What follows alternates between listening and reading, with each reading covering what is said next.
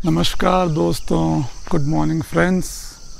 जो मेरा पिछला वीडियो था जिम कॉर्बेट वाला, जो मेरे गांव की स्टोरी थी, तो वो आप लोगों को बहुत ही ज़्यादा पसंद आई। एंड फ्रैंकली जब से मैंने जिम कॉर्बेट की किताबों को पढ़ना शुरू किया है, man eating leopard of Rudraprayag ले लो, या फिर जो उनके कुमाऊँ की जो मैन ईटिंग लेपर्ड्स की हंटिंग की कहानियाँ हैं, तो तब से वो मेरे फेवरेट राइटर बन गए हैं। एंड फ्रैंकली जो ये वाली किताब है रुद्रप्रयाग के लेपर्ड वाली, वो मुझे कुछ ज़्यादा ही पसंद है। प्रॉबेबली बिकॉज वो जो लेपर्ड था, जिस एरिया में मेरा गांव है उसी में उसने ऑपरेट किया था। तो मैंने डिसाइड किया कि जो अगले कुछ वीडियोस हैं, मैं अगले कुछ वीडियोस जो है man eating leopard of Rudraprayag के बारे में ही बनाऊंगा। उस किताब से कुछ इम्पॉर्टेंट इवेंट्स हैं जो जिम कॉर्बेट ने बहुत ही विविडली नरेट किए हैं। And using the help of AI I will help recreate those images कि उस टाइम पे वो सीन कैसा रहा होगा। तो जो अगले कुछ वीडियोस हैं ये man eating leopard of Rudraprayag के बारे में ही होंगे। And finally this series will terminate जब जिम कॉर्बेट ने फाइनली आई थिंक मई 1926 में उस लेपर्ड का शिकार किया था। एंड ये जो आज का वीडियो है, इस वीडियो में I will talk about terror, कि कैसे रुद्रप्रयाग के लोग जो हैं, रुद्रप्रयाग घाटी के जो लोग हैं, वो कितने भयानक टेरर में थे because of this leopard. And Jim Corbett ने कुछ एग्जांपल्स दिए हैं, तो उन एग्जांपल्स में से I will share 2 or 3 stories with you.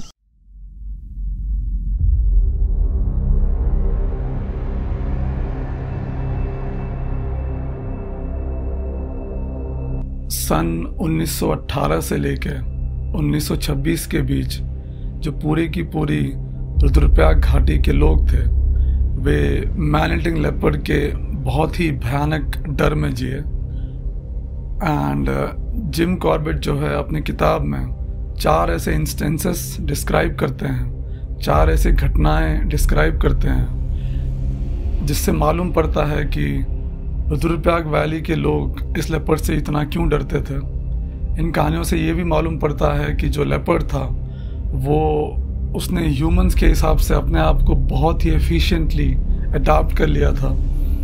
And वो बहुत ही ज़्यादा तेज़ एंड कनिंग हो गया था।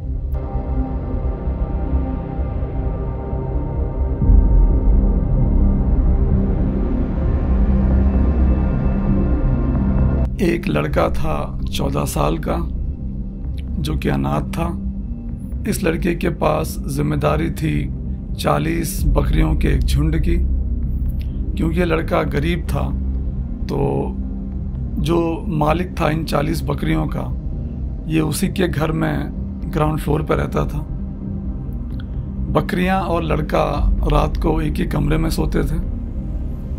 एंड जब वो लड़का सो जाता तो जो मकान मालिक था वो दरवाज़ा बाहर से बंद करता। किताब में ऐसा लिखा गया है कि उस रात भी मकान मालिक ने हमेशा की तरह दरवाजे को बंद किया एंड लकड़ी के उस गिट्टे से, लकड़ी के उस पीस से उस दरवाजे को हमेशा की तरह लॉक किया।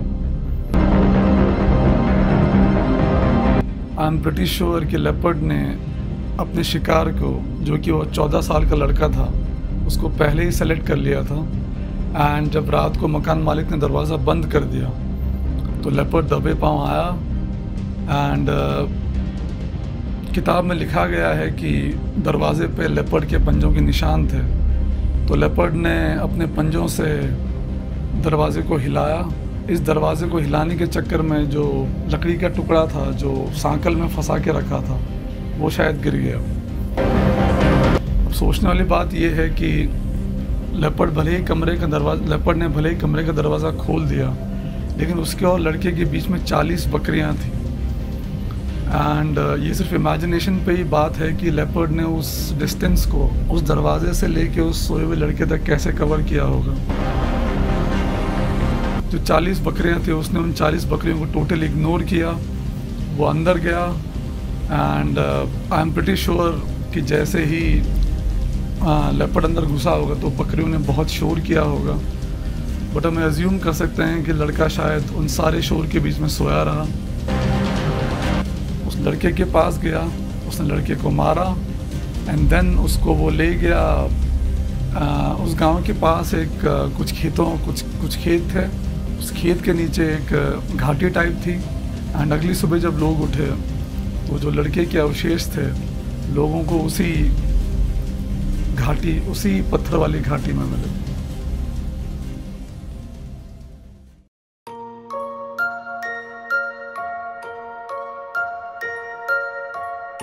अपनी किताब में जिम कॉर्बेट एक और इंसिडेंट बयां करते हैं। तो एक आदमी था जो अपने रात के खाने के बाद अपने पड़ोस में दोस्त के घर गया हुक्का पीने के लिए। कमरे में अंधेरा था और जो कमरे का दरवाज़ा था वो बंद तो था लेकिन उसे अंदर से लॉक नहीं किया गया था, बिकॉज उस गांव में आज तक कोई भी लेपर्ड की किल नहीं हुई थी। तो जब वो बैठ के बातें कर रहे थे, हुक्का पी रहे थे, तो पहले दोस्त ने दूसरे दोस्त को हुक्का पास किया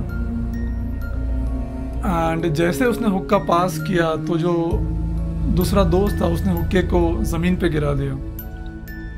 हुक्के में अंगारे भी होते हैं। तो जो पहला दोस्त था वो दूसरे दोस्त को चिल्लाने लगा कि हुक्के को थोड़ा ध्यान से पकड़ो, क्योंकि नीचे कंबल बिछा हुआ था और कंबल में उन अंगारों से आग लग सकती थी।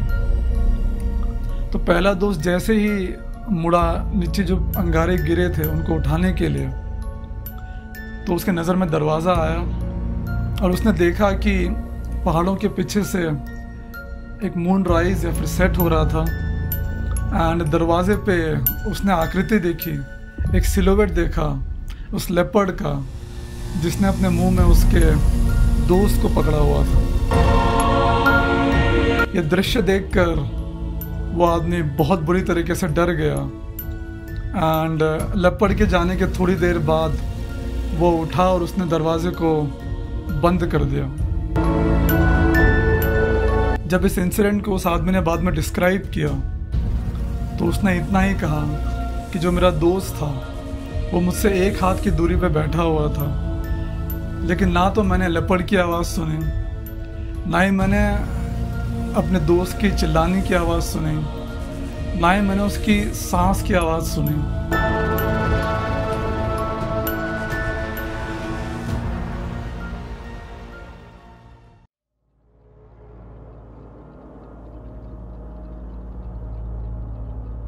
जो तीसरा इंसिडेंट जिम कॉर्बेट लिखते हैं अपनी किताब में, वो एक औरत के बारे में था। तो एक गांव का प्रधान था और उसकी वाइफ जो है काफ़ी दिनों से बीमार चल रही थी। उसका ध्यान रखने के लिए, उसकी वाइफ का ध्यान रखने के लिए उसके गांव की 2 सहेलियां थी जो रात को उस औरत के साथ ही सोती थी। जो प्रधान का घर था उसमें सिर्फ 2 कमरे थे।